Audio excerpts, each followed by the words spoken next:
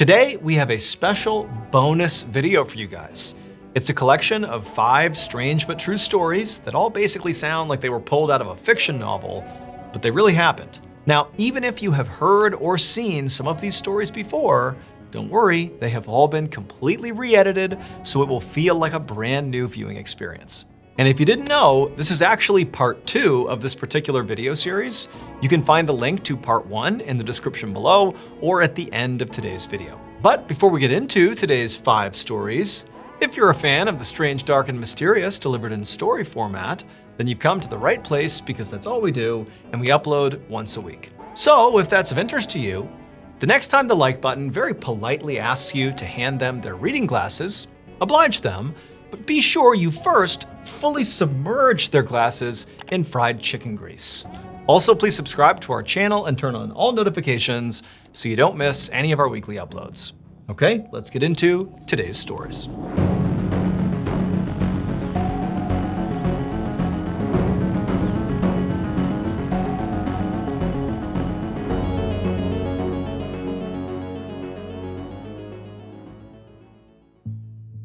On February 17, 2004, shoppers inside of a massive Japanese superstore called Jusco in Wakachi City were suddenly aware of a loud commotion. When they went to investigate, they found a thin young woman with a young baby strapped to her chest, grappling with an older man. Initially, onlookers didn't know what to do. They stood there shocked at what they were seeing. Then the woman yelled out, "Thief!" The man she was fighting with was in his late 60s, and he had pinned the woman and her baby up against this bank of ATMs, and his fists were clenched like he was holding whatever it was he took from her. 3 men from the crowd immediately jumped into action and wrestled the man off of the woman and pinned him to the ground and began trying to pull his hands open to take out whatever he had stolen from this woman, but the man would not unclench his fists. And so these 3 men yelled out to the police that happened to be nearby. They ran over and jumped on top of this guy and handcuffed him. And the man, as he's laying on the ground, is yelling out that he did nothing wrong. And then onlookers would say he began moaning very strangely before he began violently vomiting before falling unconscious. While the police waited for emergency services to show up and take this man to the hospital,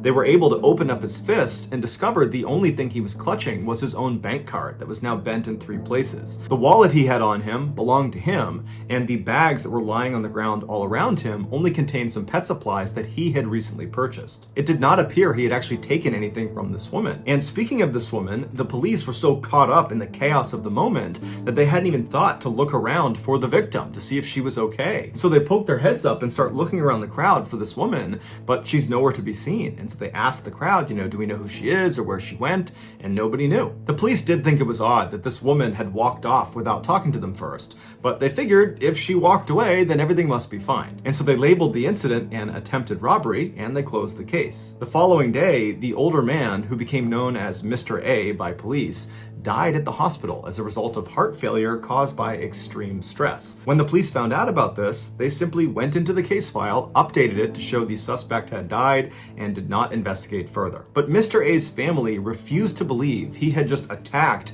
a young woman and her baby. It was completely out of character. He was a gentle retiree who had spent 40 years working for a chemical manufacturer and now was collecting a pension and working part-time as a security guard. He lived with his wife, his children, and his grandchildren, and he lived about a kilometer away from the Jusco, where he had gone that day to get some hamster food for his grandson's hamster. His family pleaded with police to reopen the case and investigate this woman because she must have done something to start this altercation. The police initially resisted, but ultimately conceded and said, okay, we'll check the CCTV camera footage at the Jusco to make sure we didn't miss anything. And what they discovered terrified them. A camera overlooking the ATM bank where this whole scuffle went down picked up this woman about 5 minutes before Mr. A walked into frame. She was standing in a corner just off to the side of the ATMs, and she did appear to have a 2-year-old or 1-year-old strapped to her chest, and she was just standing there motionless with her back to the corner looking down. And then when Mr. A came into frame, he appeared to pull some money out of the ATM. He had bags all over his arms. He turned around after getting his cash and started walking away, and as soon as he does, the woman in the corner suddenly becomes animated. She lifts her head up and walks straight past him, skimming his chest chest with her hand as she passed. And right after she did that, it was like Mr. A had a reaction to being touched by her, and he instinctively grabbed her arm, and that's when the struggle ensued, and that's when the woman yelled out "thief," although it's clear from the footage that she is the aggressor, not Mr. A. And then at some point, the three men jump out of the crowd, they pull him to the ground, the police show up, and then at some point during this chaotic melee, the woman just stands up and meanders her way into the crowd and disappears. Although the police searched every piece of footage in and around this ATM all around the time of the incident, they never found any footage of this woman entering or exiting the Jusco. It was like she just appeared in that corner in order to go after Mr. A and then vanished as soon as it was done. And none of the dozens of witnesses that watched the scuffle take place right in front of them in broad daylight were able to provide any sort of meaningful description of this woman. It was like nobody got a really good look at her. But after reviewing hours and hours of the CCTV footage, the police did find one instance where this woman, for 1 second, looked up at a camera exposing her face. And her face was so unsettling to police that they actually decided not to share the image with the public for an entire year. They were scared that if people saw this image, it would scare them from ever going back to Jusco. This is the image of the woman. As you can see, her face is totally emotionless, her eyes are blank and downcast. Some have compared her face to a death mask, which is a plaster cast of a dead person's face. Other people have said she doesn't even look human. After seeing the CCTV footage, Mr. A's relatives sued the police for detaining him and pinning him to the ground despite his obvious medical distress as a result of whatever this woman did to him. Eventually, they did reach a settlement, but what they really wanted was an explanation for who this woman was. But even after the police released this strange photo to the public, nobody ever came forward, so she was never identified. And it's unlikely she'll ever be identified because the statute of limitations for this case expired in 2011. The case, which is now referred to as the Jusco Phantom, is still very famous in Japan, and it remains a popular topic on long internet chat room threads where people exchange this eerie photograph and speculate about who or what killed Mr. A.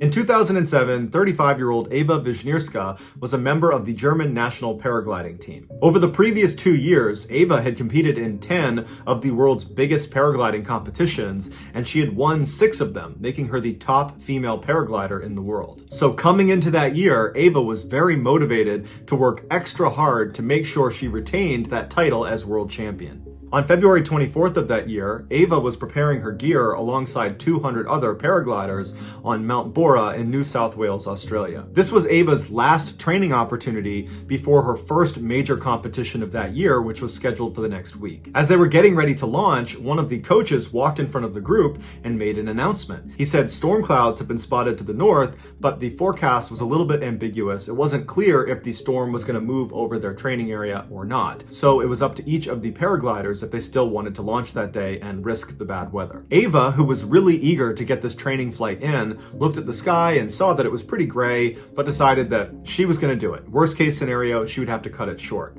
The rest of the German national team, they didn't want to take the risk, and so they stayed grounded that day. Eva took a little bit longer preparing her gear, so by the time she was lining up on the cliff, she was only one of a handful of people that remained. And so strapped into her glider, she took a good run forward and launched herself up into the air. On the ground, the rest of the German national team followed in a van to track her progress and checked in with her from time to time with their radio. The first part of Eva's journey was incredibly calm. She followed the ridgeline from Mount Bora for 12 miles until it ended. At that point, she entered into the skies over the vast savanna. As her GPS and tracking log ticked, tracking her progress, 2 large thunderstorm clouds appeared in front of her, one larger than the other. The vast majority of the other paragliders that had launched that day had launched ahead of Eva, and so when these clouds appeared, they had already passed that section, and so they didn't need to contend with the storm. As for Eva and the other 2 people she was with, which was an Austrian team member and a Chinese team member, they had a decision to make. They could either immediately ground their flight to avoid the storm,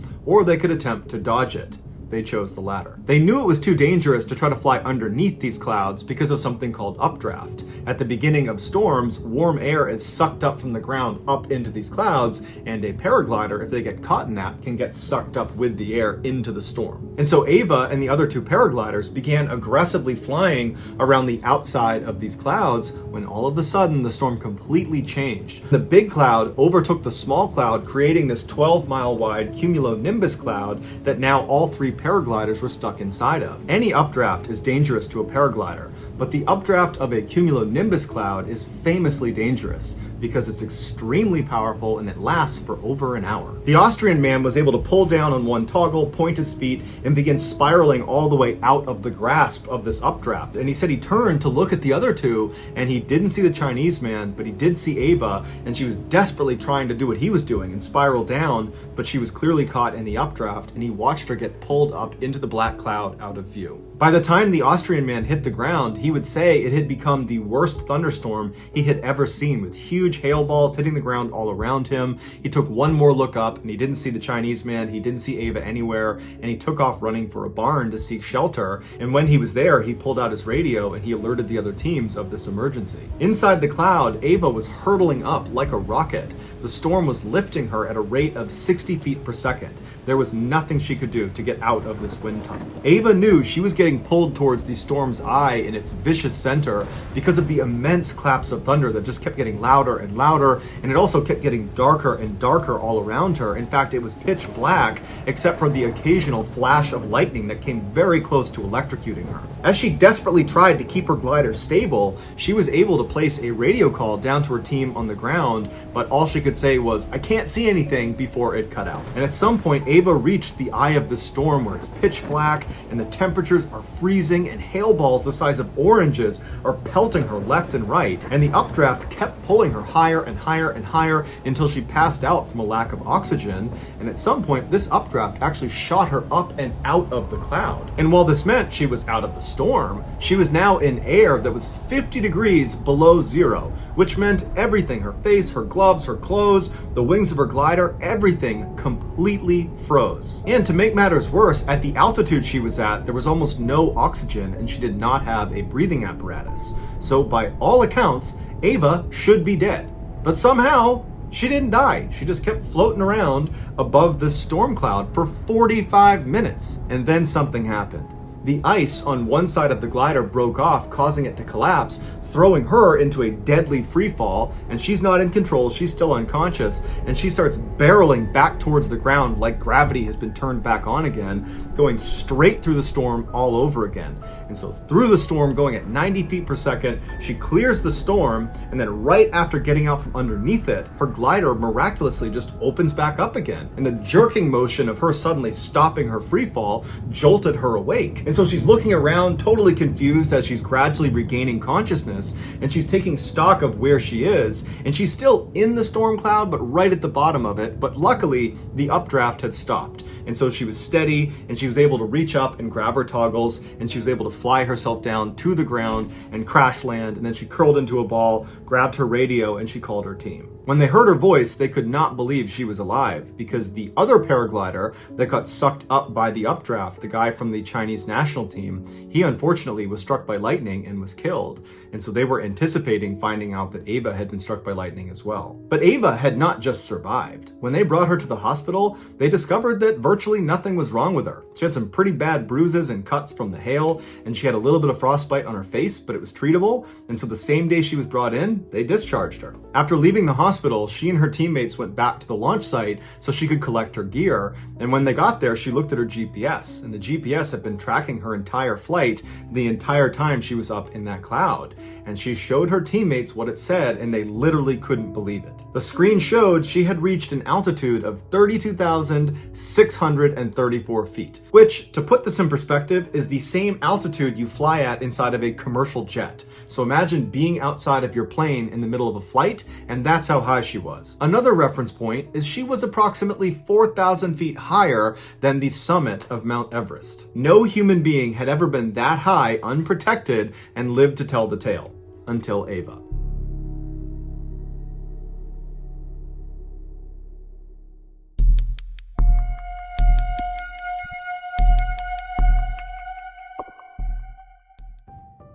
In the early morning hours of June 10th, 1994, Deborah Hoyt suddenly woke up in the middle of the night. She and her husband were staying with relatives in Sacramento, California, and they were supposed to be there for the next couple of days. But as she was sitting there, she had this overwhelming urge to want to leave right then and there and head back to their home in Lake Tahoe. Because she didn't really know what to make of this overwhelming feeling, she shook her husband awake and told him about it. She thought that maybe something was wrong, and he said, you know what, you probably just had a bad dream and you're kind of waking up still half in your dream. It's not a big deal, just go back to bed. I'm sure everything is totally fine, and in the morning, if you still want to, I'd be happy to leave. And so Deborah said, yeah, you're right, I'm totally overreacting, I'm sure it was just a dream, and she laid back down to try to go back to sleep.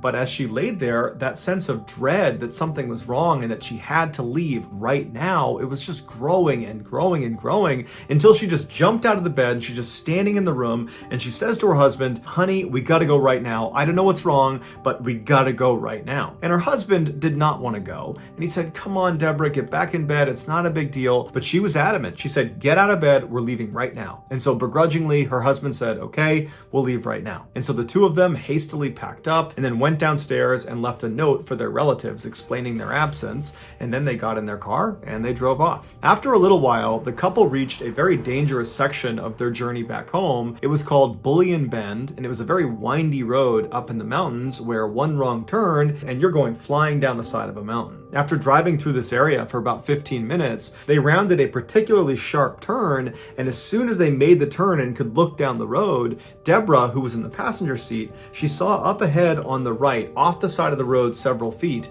something that was just lying there on the side of the road. She didn't know what it was. She thought it was maybe a bag or some trash or maybe a dead animal, and at first she was just going to dismiss it. But as her husband drove closer and closer to it, the light began to illuminate it, and she looked at it and couldn't really discern what it was until they were right next to it, and she looked out her window and she noticed it was a woman's body, a woman who had no clothes on, who was just lying there totally motionless. And Deborah immediately turns to her husband and says, honey, I just saw a dead woman on the side of the road. And her husband immediately is kind of panicked and doesn't slow down. He just keeps driving and says, hey, should we stop? Should we turn around? I mean, maybe she's not dead. Maybe we can help her. But Deborah at this point is now terrified, and she's saying, no, keep going. Don't go back. I bet it's a trap. Someone probably put her there and they're going to lure us in and they're going to attack us if we try to stop and help her. And so in this kind of chaotic, frenzied reaction that Deborah and her husband are having, they decide that their best course of action is just to drive on and find the next payphone and call the police. And it just so happened that less than a quarter of a mile away was a ranger station with a phone. And so they pull into the parking lot and Deborah calls the police. The police tell her to wait inside of her car and they'll be out in a couple of minutes, and they're going to need her to bring them up to where she saw this body. So a couple of minutes goes by, the police show up, and they tell them to drive back up the road, but stop about 200 yards short of where you believe this woman's body is. And so Deborah and her husband, they get back in the car, they drive back up the road where they came from, and right at this point where the road turned very sharply is where Deborah knew on the other side of this turn would be this body. And so they pulled over on the side of the road, the police came up on their side, and they said, yep, right around the corner, you're gonna find her lying on the ground on the left side. And so Deborah and her husband are just sitting in the car watching as the police go up, they make that turn, and they kind of disappear out of sight, and then they see their spotlight moving around on the other side of this turn, and so they figure, okay, they're looking for the body. But after several minutes, the police came back down the road, and they stopped next to Deborah's car, and they said, you know what, guys? We didn't see anything up there. There wasn't a body, there wasn't anything out of the ordinary. And Deborah would say to police, I'm not lying. I know what I saw. It was a woman's body right there in front of me. I know it. It's right over there.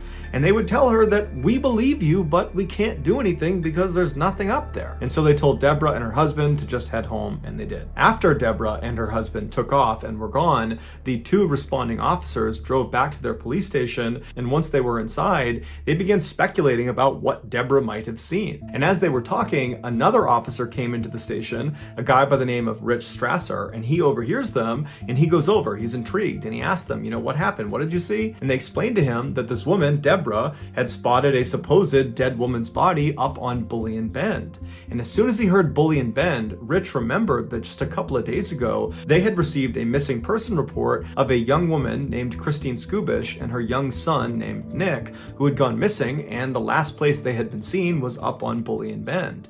And so Rich wondered if maybe there was a body up there, and maybe it was Christine's. And so the next morning, Rich got up early and he headed out to Bullion Bend, and when he reached the exact spot where Deborah had claimed to have road seen this dead woman's body, he found a children's shoe. And so he stopped his car, he got out, he picked the shoe up, and he's looking around and he's looking for anything else that's out of the ordinary, but there's nothing on the road, there's no skid marks, there's no other debris, there's no other clothes, there's nothing. And so he walks over to the guardrail that overlooks this very steep embankment, and he looks down the other side, and at first all he sees is just trees everywhere, but as he's looking, he thinks he sees more clothing farther down the mountain.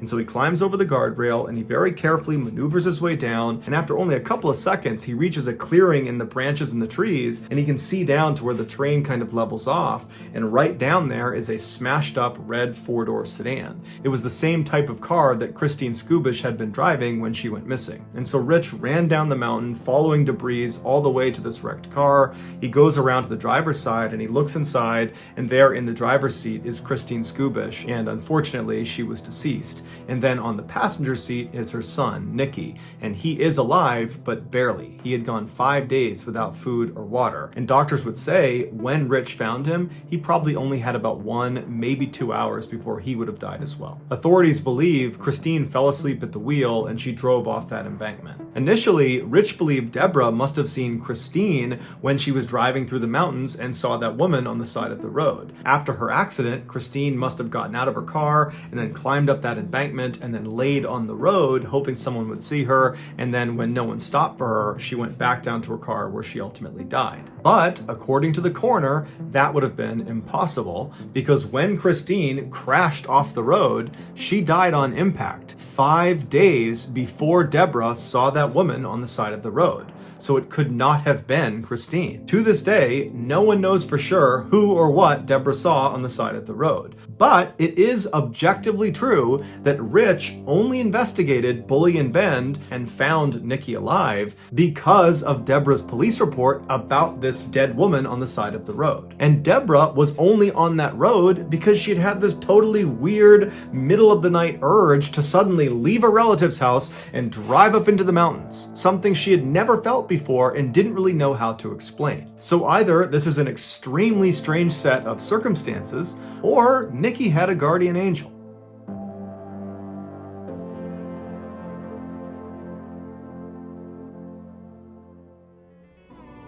As many of you may know, aside from telling stories on this YouTube channel, I also tell stories on my podcast, the Mr. Ballin Podcast, Strange, Dark, and Mysterious Stories.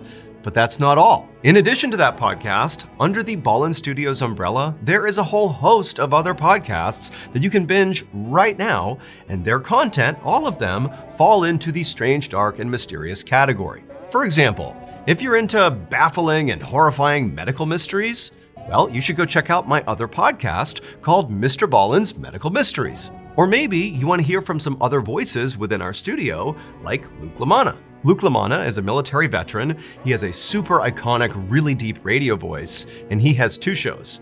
One is called Wartime Stories, where he basically looks at strange, dark, and mysterious wartime stories, and his other show is called Redacted, where he looks at information that used to be classified, and he dives into it with his military expertise and experience, and he basically shows you the lies and secrets and half-truths that the most powerful institutions in the world have been keeping from us. We also have shows that are just plain creepy and unsettling, like Bedtime Stories, hosted by Richard Weil, where he dives into the supernatural and cryptids and mysterious deaths. I mean, basically his whole kind of niche is things that keep you up at night. And then 2 other shows that fall into that sort of unsettling, creepy vibe are Late Nights with Nexpo, hosted by the famous YouTuber Nexpo, where he dives into true, crazy, scary stories. And then we also have another show called Run Fool, hosted by Rodney Barnes. And Rodney is like an icon in the horror genre at large. And on his show, he just dives into this wild, chilling lore, like horror lore. People love that show. Or if you're a history buff, you need to check out our new hit show called A Twist of History. It's hosted by Joel, who also has an amazing YouTube channel. It's called Let's Read. And on A Twist of History, he dives into epic stories that have shaped the world that we live in now. So if you're a fan of the strange, dark, and mysterious, go check out these shows. You can look for them either by name or simply by looking for Ballin Studios on any podcast platform. They are available right now. Enjoy.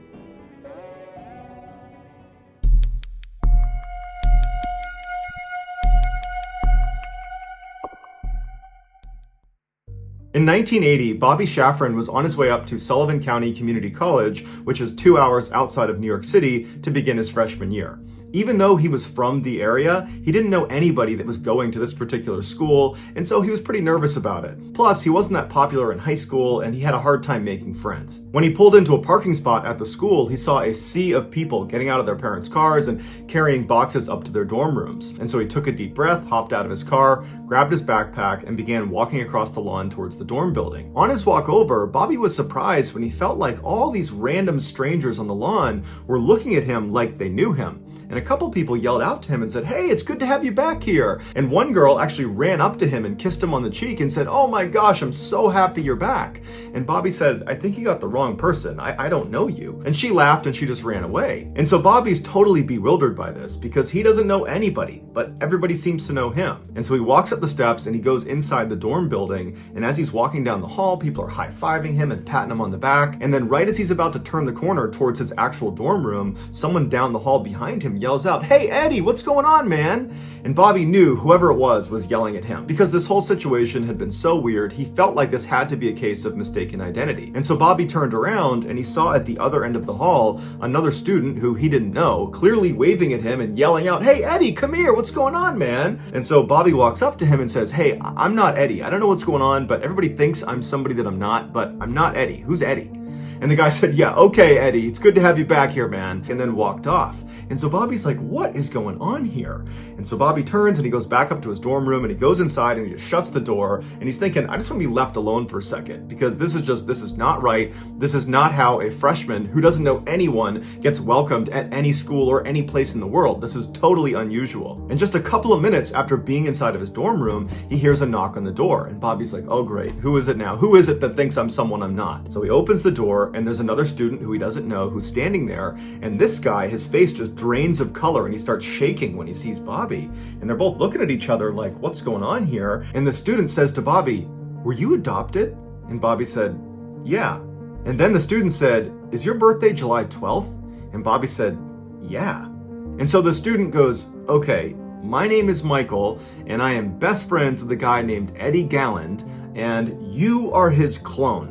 You have got to be his identical twin." At this point, to Bobby, this almost made sense, but it was so crazy to imagine having some identical twin he didn't know about. And so Bobby asked Michael if he could go meet Eddie because he's got to be a student here. And Michael said, well, actually, Eddie decided not to come back to school this year, which is probably why everyone you talked to was so excited to see you because they love Eddie and they thought you were him, and so they're psyched to have you back. After talking for a couple of minutes, Michael tells Bobby that they have to go call Eddie and they have to set up a meeting so that Bobby can meet Eddie and vice versa. And so Michael and Bobby run outside to a payphone booth. They hop inside, they're crammed in there, and they dial up Eddie. And as soon as Eddie answers, Bobby grabs the phone and just says, "Hey Eddie, my name's Bobby and everybody thinks I'm you."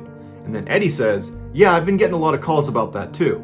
And Bobby would later say that when he first heard Eddie's voice, he said it sounded like his own voice coming through the phone. And so ultimately, Eddie invited Bobby and Michael to come to his house so that Eddie and Bobby could see if it really was true that they were twins. And so Michael and Bobby hopped in Bobby's car and they sped 2 hours to Eddie's house. And when they got there, it was the middle of the night, and Eddie's house is the only house in this quiet suburb that has all the lights on. And so Michael and Bobby walk up the path towards the front door of Eddie's house, and right as Bobby is about to knock on the door, it flies open, and standing in front of Bobby is his exact clone. It's Eddie. And Eddie's looking back at Bobby and he can't believe what he's looking at. They are definitely identical twins, and they both immediately saw that. Michael would say after Bobby and Eddie just stared at each other for about a minute, they just started laughing. It was like they were total strangers, but at the same time, they had this connection immediately. They knew they were related, and they were laughing and they hugged and they just stared at each other. And Michael said anytime Bobby would tilt his head, Eddie would mimic it, and vice versa. It was like they were looking into a mirror. Shortly after, this story of these two long-lost brothers reconnecting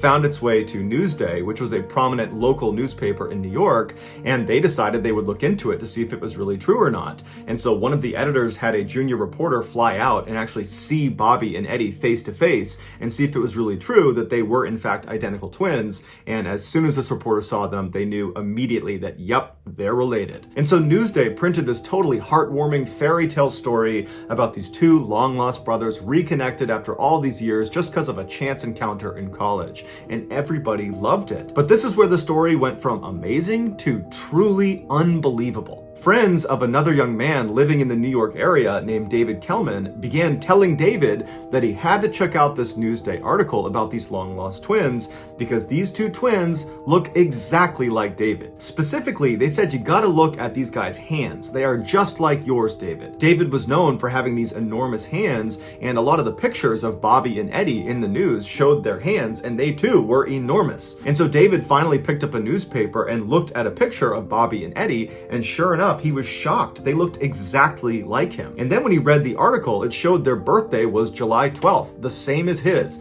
and they were born at the same hospital he was born at. And so he's thinking, these are too many coincidences. They have to be my brothers. And so David called Eddie's home phone number, and Eddie's mother picked up and she asked who was calling. And David said, "Hi, my name is David Kelman. I was born July 12th, 1961, and I'm looking at a newspaper article of two identical twins that look just like me, and one of them is your son. I think I'm the missing third twin." After hearing this, Eddie's mom apparently dropped the phone and yelled out, "They're coming out of the woodwork!" So Eddie and Bobby went to David's house, and as soon as they walked in and saw David, they knew right away he was one of them. He was the third twin. And apparently, within minutes of meeting each other, they were wrestling and laughing hysterically on the ground. It was like, even though they were strangers, they somehow already knew each other and had an instant connection. David's family members that witnessed this first interaction said it was the most incredible thing they had ever seen, that it was just so wonderful to see these long-lost siblings finally reconnected after all these years. Shortly after David realized he was the third missing twin,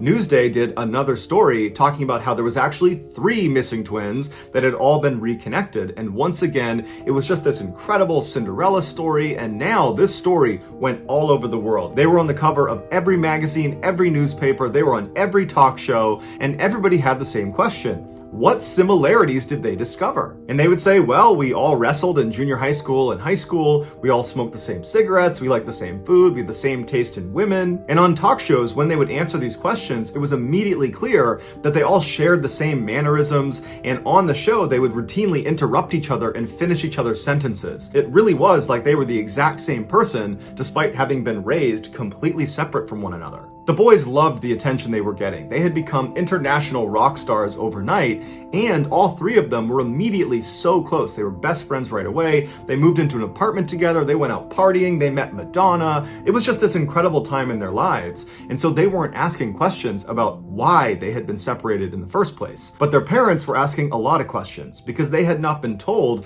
by the adoption agency that the boy they were adopting actually had 2 identical siblings. They had no idea. So the boy's adoptive parents reached out to the adoption agency, which was Louise Wise Services. It's based in New York, very prestigious. Basically, the most powerful and wealthy people in New York use this adoption agency if they're going to adopt. And so the parents reached out to them and asked for a meeting so they could get some answers as to why their kids have been separated. And so the parents go to New York, they go into this meeting room with the top brass of Louise Wise Services, and they say, did you separate our sons at birth on purpose? And one of the executives said, yes, we did, because it's really hard to place 3 children into one home. At which point, David's adoptive father lashed out and said, that's absolute BS. If you had told me he had 2 identical siblings, I would have taken all 3.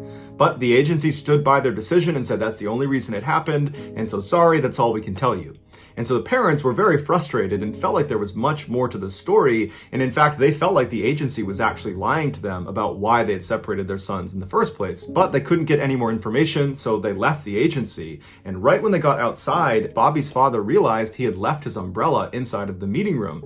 And so he turned around, went back inside, walked down the hall quietly so he didn't want to disturb anyone. And he opened the door to the meeting room and he reached in to get his umbrella. And he looked inside and he saw the people he had just met with from Louise Wise Services had just opened a bottle of champagne, and they were laughing and smiling, and they were clearly toasting each other on a job well done. And even though Bobby's father did not go in there and confront them about what they were celebrating, he got the sense that they were celebrating having dodged a bullet, that they clearly had just lied to the families of these 3 triplets, and they'd gotten away with it. And so between the parents' general sense that the agency was clearly hiding something, and then Bobby discovering this champagne toast as soon as they left, the parents decided they needed to get in touch with some lawyers to help them get to the bottom of why their sons had been separated. And so initially, a number of really prestigious law firms in New York were excited to take this case. But shortly after, they all contacted the families to say, well, actually, there's a conflict and we can't do it anymore. And the parents believed this was because the adoption agency, Louise Wise Services, and some of their more prominent and powerful clients were pressuring the lawyers not to dig into this, that clearly there was some secret that they did not want uncovered. And so unfortunately, the parents hit a dead end and didn't know where else to turn to try to get more information. And so over time, they kind of just accepted that this is just the way it is. And as for their sons, they didn't really care that much because the way they looked at it, at least they had each other now. And so over the years, the boys continued to stay really close. They started families of their own and had lots of family get-togethers. It was just a really happy time in all of their lives. And at some point, the boys actually went into business together and opened their own restaurant in New York called Triplets. And the first year, it was extremely successful, did over $1 million in revenue. But in the second year, the brothers started to fight with each other about how to run the restaurant. And in many ways, this was their first major conflict. They hadn't grown up together. They had never really fought. And so now they're fighting over money and how to run the business. And it got really bad really quick, and they just could not come to any sort of compromise. And so at some point, Bobby left the business. He said, I don't want to do this with you guys anymore. And apparently his departure just completely ruined the dynamic of the three brothers. Eddie was the most affected by this fracture in their relationships. All he wanted was for his brothers to be really close and for their families to spend time together. And now all of that was in jeopardy. And so Eddie started showing signs of severe depression and was ultimately hospitalized for 3 weeks. And then shortly after getting out of the hospital, he took his own life. This was beyond devastating for the two brothers and the rest of their family. Around this time, a journalist named Lawrence Wright, who had always had a fascination with identical twins, found an obscure scientific article called Psychoanalytic Study of the Child. It detailed a New York-based study about identical twins that were intentionally separated at birth and then given to different adoptive families to be studied, although it wasn't clear what they were actually studying or why they needed identical twins to do this research. In this article, Lawrence discovered all the babies that had been used in the study came from the same adoption agency, the same one the triplets had come from, the Louise Wise Services in New York. And so Lawrence called Bobby and told him that based on this article, it seems like he and his brothers were used in a scientific study. Bobby and David were totally furious. They felt like they'd been treated like lab rats. They also wondered if their being separated at birth had a negative impact on their mental health, and that might have contributed to Eddie's depression and untimely death. Lawrence wound up writing an article about this twin study he had discovered, and after he published it, another set of twins found out they had been a part of the study and discovered themselves. These two women were also struggling with depression, furthering the idea that the study could have led to irreparable harm to their subjects' mental well-being. At this point, David and Robbie did not expect anybody to be held accountable for this study. Instead, they just hoped to find out why it was done and what they were testing for and what the results were. And so they began working with Lawrence to try to get those answers. They contacted Louise Wise Services, who did admit that yes, actually this was part of a study, but they didn't give any information about what the results were or why they did it. And so they did some digging and they discovered the guy in charge of the actual scientific study was this doctor named Peter Neubauer, who was this very well-known psychologist in New York. And so Lawrence managed to get an interview with this doctor, but the doctor basically said, I won't answer any of your questions and I won't give you any information about this study. And he never published his findings. Right before the doctor died in 2008, he made sure the entire study was put under seal inside of the Yale University archives so no one could access it until 2066, which has led many people to believe that the reason he set it so far out was to guarantee all of these subjects in this study would have died by the time it was made publicly available, protecting his own legacy and the people that were involved in this study. In the recent documentary called 3 Identical Strangers, Dr. Neubauer's personal assistant, a woman by the name of Natasha Josefowitz, she was interviewed and they asked her, can you shed any light on why this study was done, what they were testing for, and what the results were? And she would say that she was not actually part of the study. She was more on the periphery, but she was privy to what they were doing. And she said the point of the study was to finally put to bed whether it was nature or nurture that made the person who they ultimately become.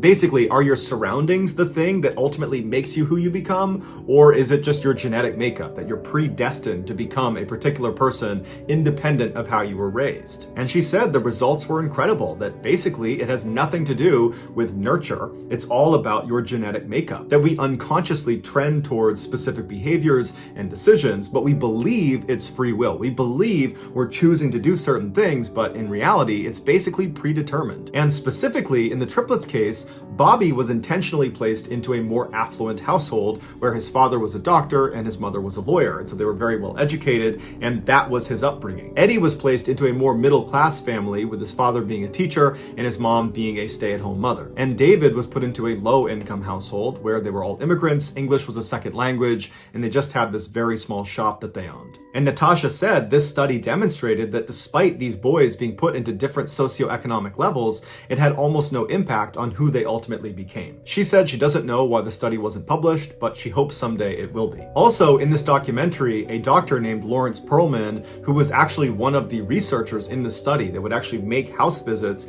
to each of the boys' houses as they were growing up under the false pretext that they were there as part of routine follow-up for the adoption agency. And he went on record and said that the study was not just about the effects of socioeconomic class, it was really about the effects of different styles of parenting. He said in the triplets case, each of the boys had been placed into their respective households after that household had already adopted another child. And that first child they adopted effectively became the guinea pig for this study, where scientists would come in and they would study this child under the false pretext that they were there just following up for the adoption agency, but really they were creating a baseline of how do these parents parent. And then once that baseline was established, then the triplets were sent into their respective homes, with the researchers knowing full well how they were each going to be brought up, with the adoptive father being the X factor. Bobby's father, who was a doctor, was rarely around, but he was devoted and loving to his son. David's father, who was the shop owner, was around all the time and adored his son and loved him unconditionally. Eddie's father was a teacher who was around a fair amount,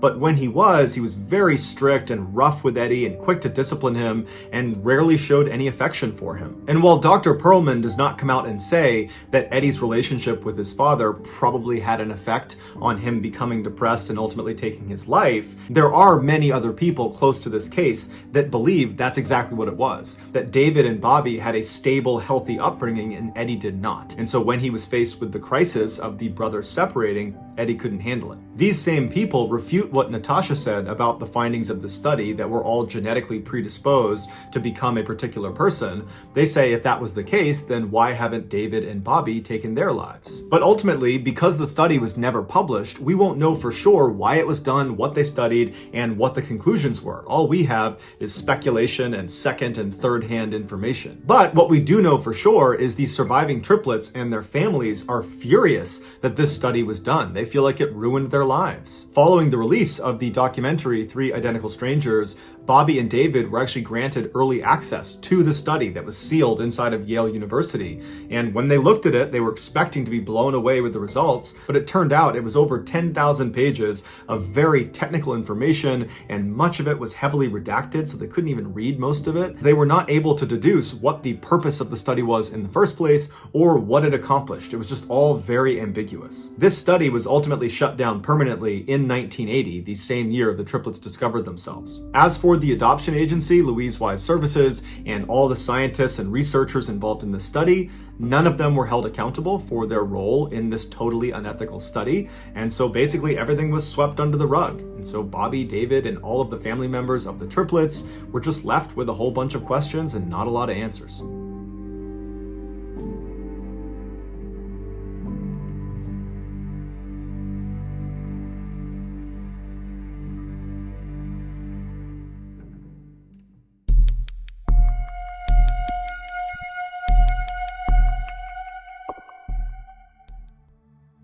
On December 18th, 1956, a brand new game show called To Tell the Truth aired on a major American television network.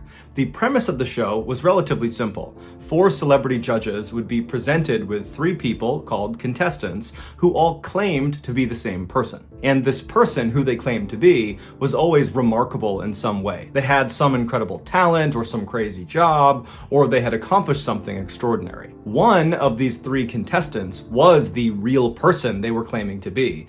The other 2 people were doing their best to pretend to be that person.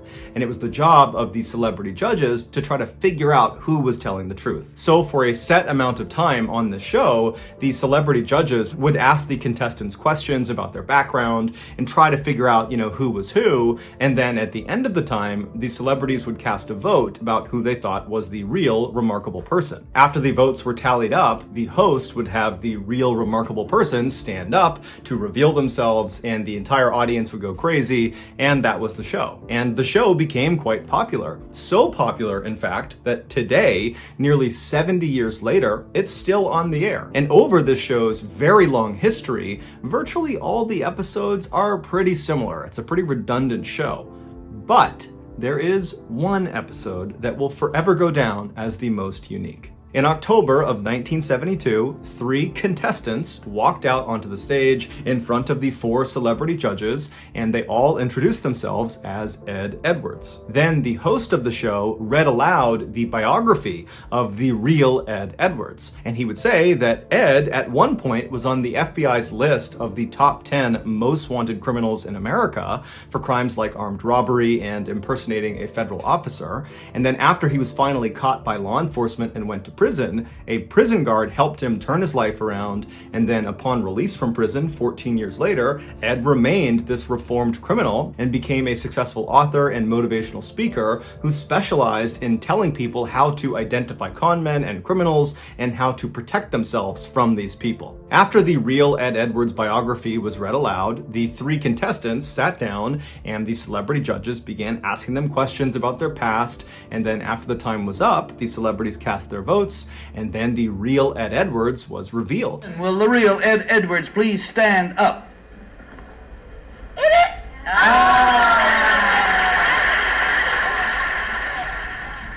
And even though 2 of the 4 celebrity judges had correctly identified the right Ed Edwards, the crowd was totally astonished at who this guy actually was, because he did not look like this ex-convict. He looked like this kind of all-American, middle-aged father who was totally harmless and wouldn't hurt a fly. But either way, the show ended, and then the world forgot about Ed Edwards. Until 2009. That year, Ed's estranged daughter, 40-year-old April Blasio, finally decided to investigate something that had plagued her for her whole childhood. Despite her father's claims that he was this reformed criminal and this stand-up, law-abiding guy, she didn't believe it. She never believed it. She thought he had never been reformed and just was a criminal and always had been. Behind closed doors, Ed was violent and abusive, and he was a compulsive liar. She remembered in the 1970s and 80s when she was a young kid, Ed would make their family pack up and move, sometimes in the middle of the night, and April always assumed it was because her dad was wrapped up in something criminal. But every time she asked him, he would say, oh, well, I was an informant when I was in jail and I snitched on some people, and some of those people have figured out where we live, and so we gotta move. April knew he was lying, but there was nothing she could do, and so they just kept on moving around. But she always thought something else was going on. So in 2009, when April is now this 40-year-old woman, she's laying in bed one night and finally says, you know what, I'm just gonna start Googling some stuff. So she hops in her laptop and she starts typing in the different names of towns that she and her family lived in as a kid. And then after she'd write the name of the town, she'd write unsolved mystery or unsolved crime, and she would see if anything popped up. And so as she began looking, she found one in 1980. It was an unsolved murder in a town called Watertown, Wisconsin, that happened right around the time that her family very briefly lived in this town. There was this young teenage couple that had left this wedding, and they had driven down this dead-end road, and they were just kind of enjoying each other's company when an unknown assailant who matched the description of Ed Edwards walked up to their car, broke in, shot them both to death, and then disappeared. And so on a hunch, April called the Watertown Police Department the following day and told them that, I think my father might have been responsible for this double homicide. It's just a hunch, but he matches the description. We were there in this very small window of time when it happened.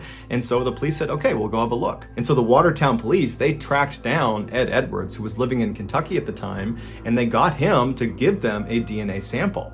And when they tested the DNA sample, it matched the samples that were taken at the crime scene in 1980.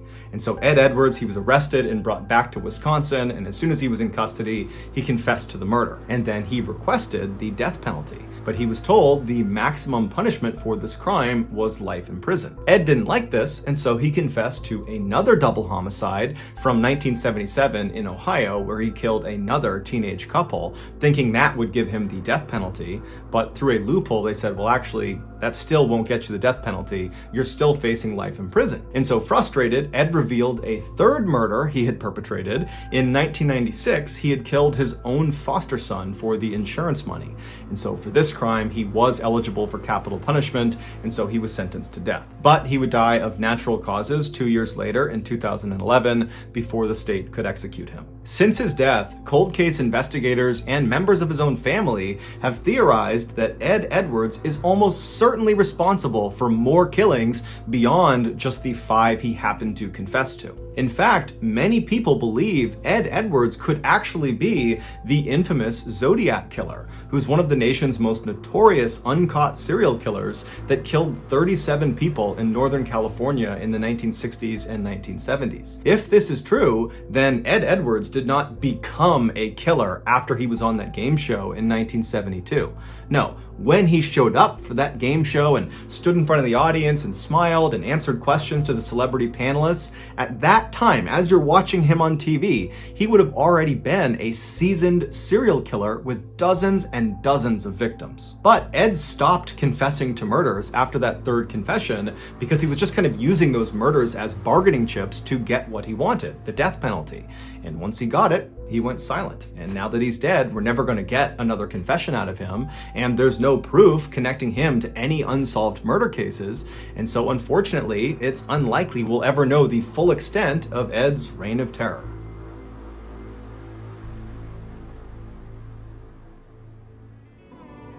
Thank you so much for watching. Let me know what you thought of today's episode in the comments. And remember, we have hundreds of videos for you to binge right now. But if you're looking for a recommendation from me of that one video that's worth your time, well, it's this one right here. So give it a watch. All right, until next time, see ya.